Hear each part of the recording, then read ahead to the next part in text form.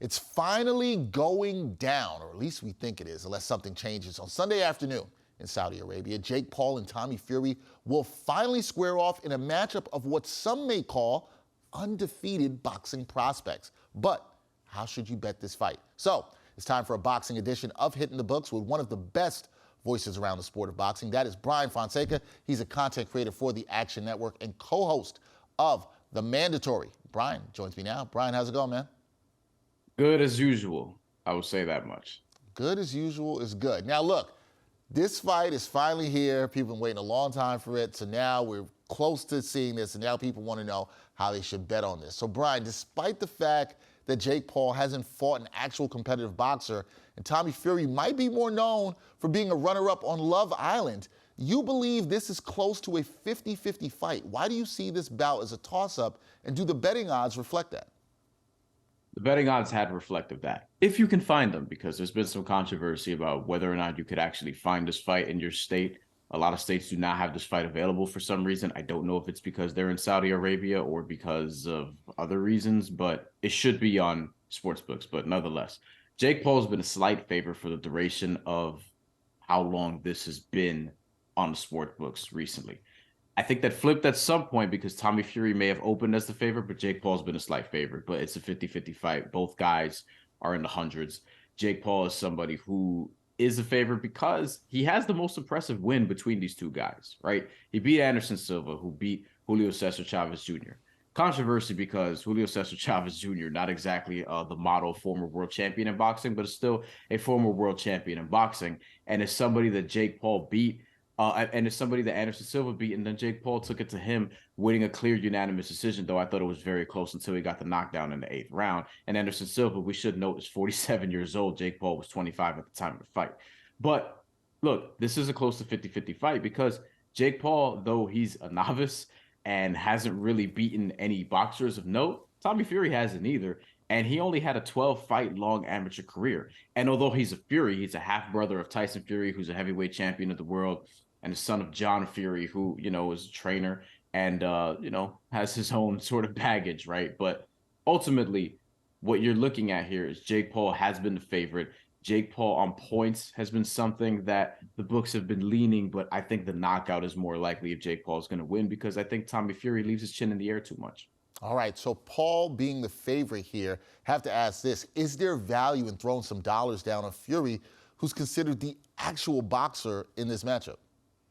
Yeah, now, technically speaking, he should win this fight because he's actually a boxer and has a really solid jab and has a 4-inch reach advantage, has an 80-inch reach in total, which is absurd for a guy who's like 6'1" or 6'2" maybe. He's very, very strong in terms of being strong looking, but he doesn't necessarily fight that way, right? And I think ultimately with Tommy Fury, you're looking at somebody who can outbox Jake Paul. But again, if you watch his last fight, and before we even get to that, like it should be noted, if you look at the opponent's combined record for Tommy Fury before his last fight, where he fought a guy who was 10-1, his opponents were combined 14, 175, and 5. And so he hasn't fought the greatest competition either. But if you look at that last fight that he was fighting a guy who had absolutely no power, who was 10-1 with about 2 knockouts.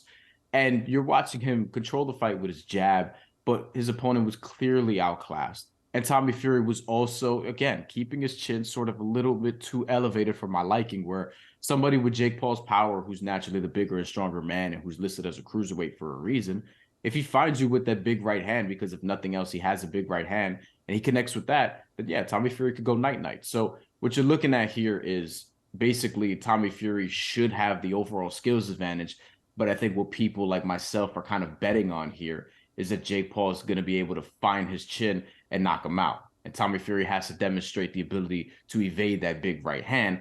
I'm not sure that he could for all 8 rounds. Okay, so with all that being said, Bryan, what is your best bet for Paul versus Fury, and how do you see this one playing out?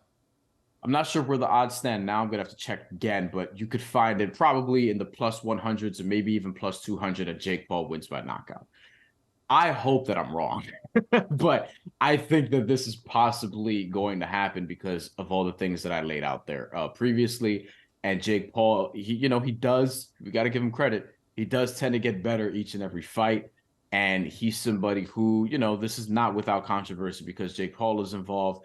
And the WBC president, Mauricio Suleiman, is out here saying that Jake Paul could be ranked as a cruiserweight if he does win this fight, despite Tommy Fury not being a cruiserweight, not ever being listed a cruiserweight prior to this fight. He was always a light heavyweight, so he was a division below the WBC rankings, of which Mauricio Suleiman sort of oversees, goes 40 deep. And then there's a top 15, which is really, really important. So if Jake Paul enters that top 40 and eventually that top 15 without actually fighting like a legit challenge to break into that, then I don't know what the case is going to be made there for him deserving that. And then you're also talking about potentially him winning this fight and then fighting Nate Diaz after, who I would argue is an easier fight than this, perhaps much easier, because in UFC he was fighting at 145, 155 pounds and maybe 170 a couple times. Jake Paul weighed in for this fight in the low to mid 180s. So I think Jake Paul ultimately wins this fight by knockout. I think that if Tommy Fury is going to commit to his jab and actually get out of the way of that big right hand, though, he could win this fight on points. Not sure he would win a knockout because he hasn't demonstrated a level of power that would make me so fearful. And that's why I think Jake Paul could just walk in there and take him apart. Okay, so there's some value in taking Jake Paul to win by knockout. We will see what happens Sunday afternoon, Saudi Arabia. This fight is finally going down. Bryan Fonseca of the Action Network and co-host of The Mandatory, he will be all in, tuned into this fight for sure. Bryan, thank you for your expertise. Appreciate it, man. Anytime, as always.